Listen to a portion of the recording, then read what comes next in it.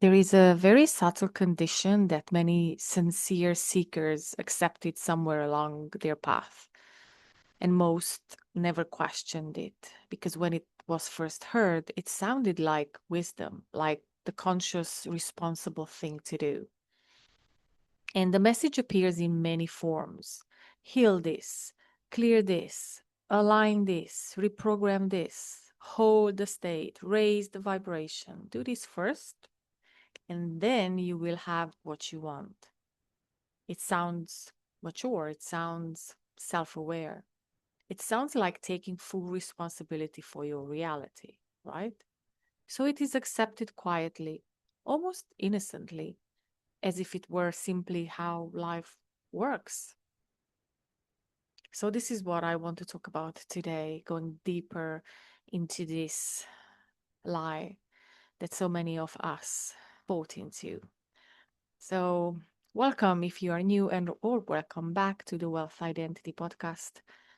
I'm Agnes, and if you like the topic, if you like what we are going to talk about today, you might want to consider to subscribe if you are new and you want to follow us for more episodes on the same topic. Here we talk about assumptions, reality creation, identities from the inside. So, the message that we accepted it, but life became a project as soon as we accepted it, a reward system. I improve, I grow, I heal, and then life will finally open. I will finally have what I desire. I will finally attract. The universe will finally give it to me. And then I will relax. Then I will receive. Then I will live fully my dream life or whatever. This pattern is rarely dramatic. It often exists as a soft hum in the background. Many people on the path have had real breakthroughs. I know, real shifts, genuine moments of flow and synchronicity and manifestation. Things appeared, life moved. The work itself is real. The growth is real. The shift, absolutely.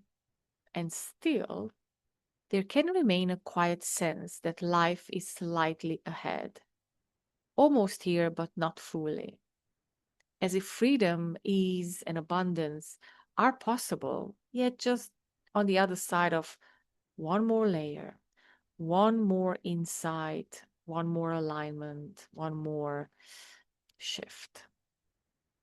And at some point, it becomes worth asking what structure is quietly operating underneath all this sincere doing and effort.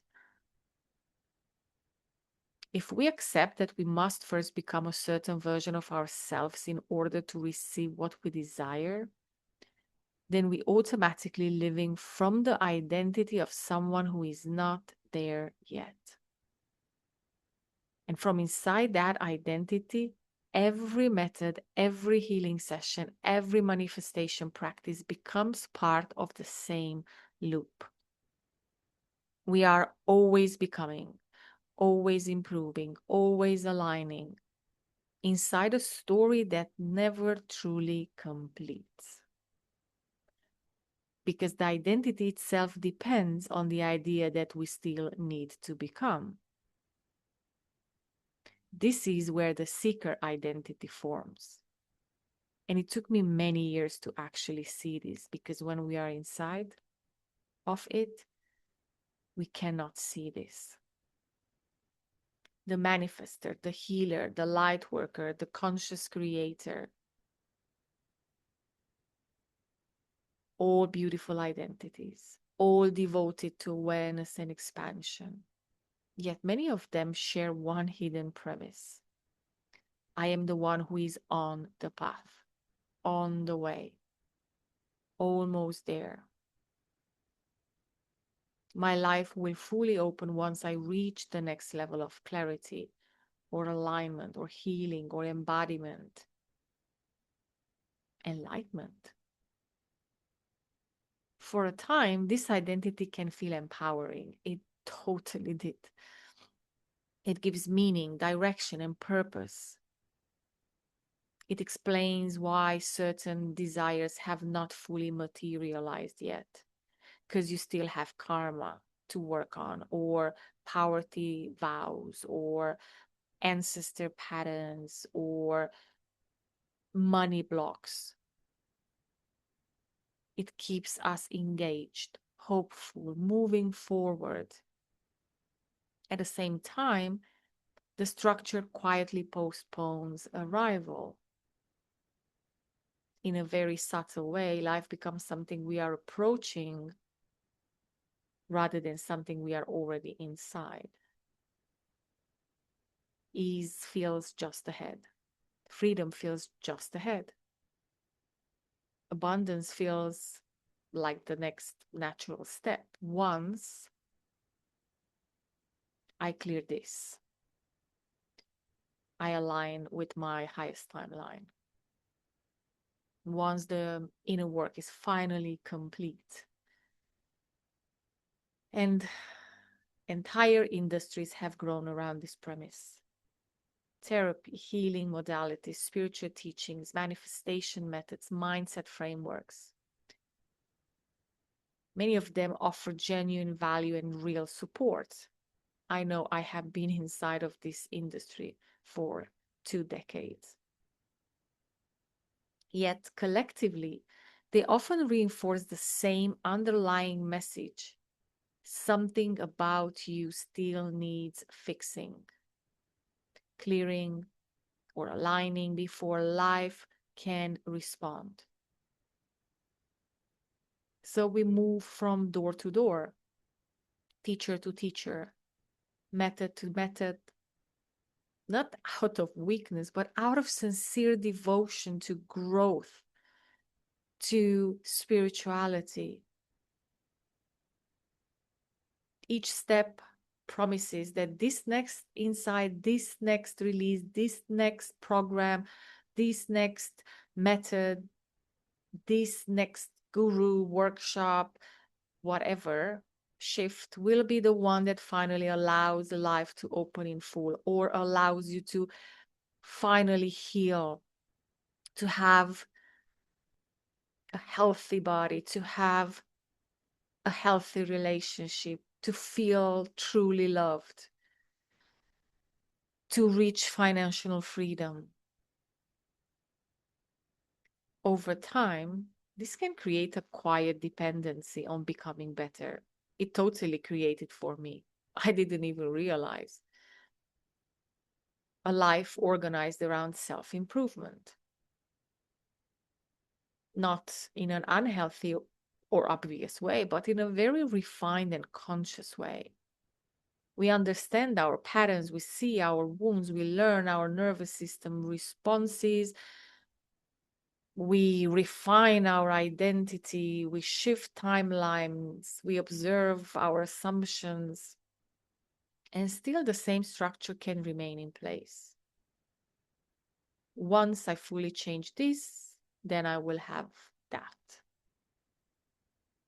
Then can I finally live? I can finally, whatever is the reward that you have been waiting for. The limitation is subtle. It does not come from lack of effort or lack of debt.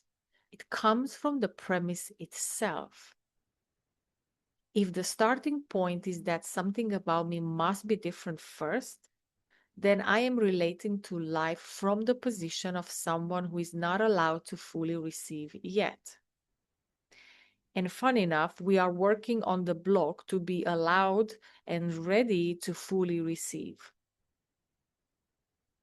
Life very loyally mirrors that position back, because that's what life does. That's what the 3D is a reflection of who you say you are, of your identity. Opportunities appear, movement happens, and small opening arises, or for some, it goes up and then collapses. It goes up and then collapses. So there is no stability. It showing and reflecting the idea there is another layer. So the full arrival remains slightly postponed. At some point, many people begin to sense the, despite of years work, the overall structure has not actually changed. There is more awareness, more understanding. We become very spiritual with a lot of vocabulary,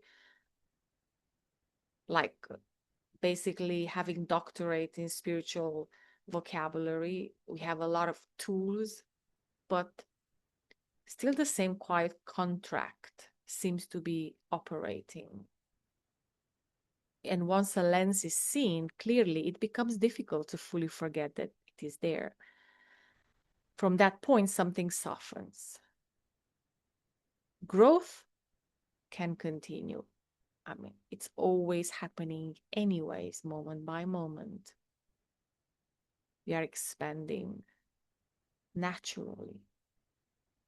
Healing can continue, evolution can continue, yet they are no longer used as conditions for being allowed to live fully, to receive, to have, to be. The silent negotiation with life begins to dissolve. This realization does not invalidate the years on the path. It honors the sincerity, the devotion, the courage it took to look within so deeply.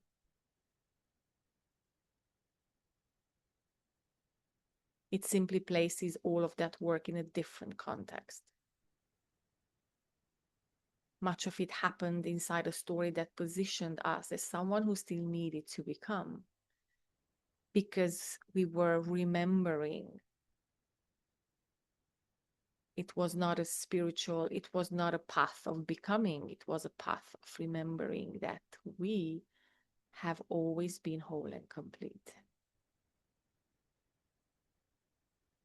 The shift begins when the story itself becomes visible as a story.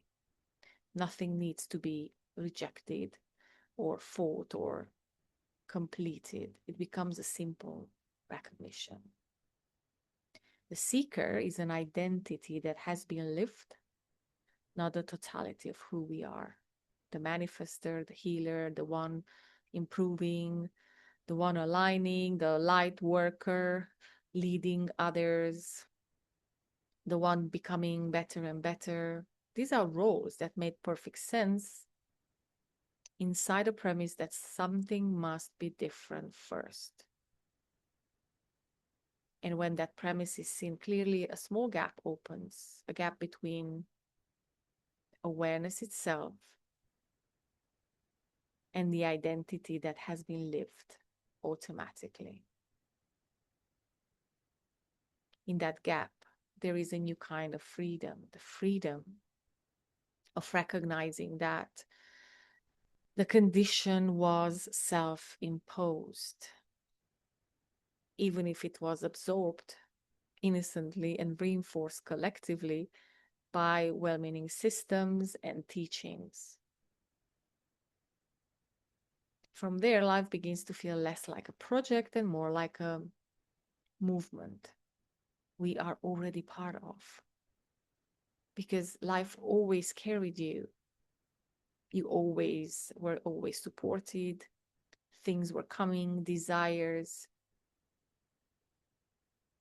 were being noticed. Thoughts were coming and going, emotions coming and going, characters coming and going. So life becomes more natural. And it becomes more like an invitation. Effort can still exist and growth can still unfold. Yet the heavy sense of earning the right to live fully starts to dissolve. The identity of the one who is always almost there gradually loosens. And what remains? It's a quieter sense of being already inside life. inside unfolding, nothing to do, to manage, to work on, to adjust, to control, to make sure, to make happen. And this is the space from which the mirror was created. Actually, this was the recognition from where the mirror was created. It's a space that does not aim to fix or optimize you, but to slow the story down enough for you to see the premise you have been living from. When the premise becomes visible, identification with it can softly soften naturally.